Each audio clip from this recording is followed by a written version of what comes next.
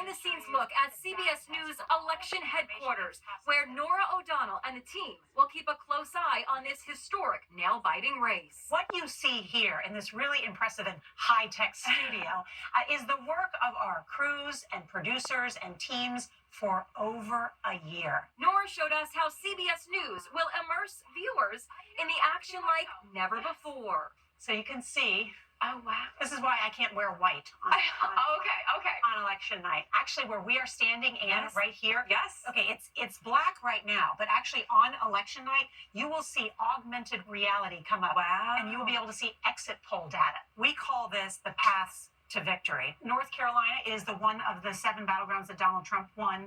I would turn it, well, he won it 4 years ago. You're going to turn it red? Turn it red. Okay. Once one of the states falls in the red column or the blue column, you get a sense, ooh, it is either easier or harder for that candidate to get to 270. That's right. The magic number. And do you feel a little on edge about what's next after the elections? 73% of Americans do, according to the American Psychiatric Association. No matter what the outcome is, there are worries about the aftermath. In fact, as Jim Murray reports, businesses in Washington, D.C. and other cities are boarding up windows just in case. The Proud Boys militia is reportedly gearing up for potential violence should Donald Trump lose. Proud Boys stocking up, getting ready. It's going to be bigly, goes this posting by a Proud Boys chapter on Truth Social. Catherine Keneally is a former intelligence analyst with NYPD. It is very likely that we may see individuals or small groups engaged in activities motivated by election conspiracy theories, depending on how this plays out. They're so biased. The Proud Boys believe Trump himself is sending them a message by wearing Proud Boy yellow and black colors at recent rallies. Proud Boys are definitely noticing when Trump wears yellow and black, and I think they view it as a signal that they should be standing by. The election is entering its final day amid unprecedented security. It's all hands on deck as police departments across America are canceling vacations to assign as many officers to polling places as possible. The National Guard is being activated in Washington State and Nevada, and there are even rooftop snipers ready to guard a vote counting center in Phoenix. Federal agencies conducted an exercise on the grounds of the Capitol that appeared focused on foiling another January 6th-style riot, where the Proud Boys played a key role. Fences are going up around government buildings, and many businesses are boarding up windows in anticipation of violence, including this McDonald's. Runback, the company that prints ballots for 30 states, is also distributing panic buttons for election workers that call 911.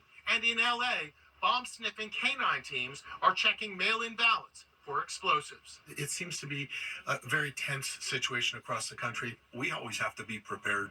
You prepare for the worst and you hope for the best.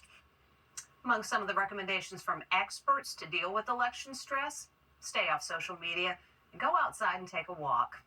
His running mate famously talked about childless cat ladies. Now Donald Trump's boyhood home has been taken over by stray cats. Les Trent headed to the property to see what's happening.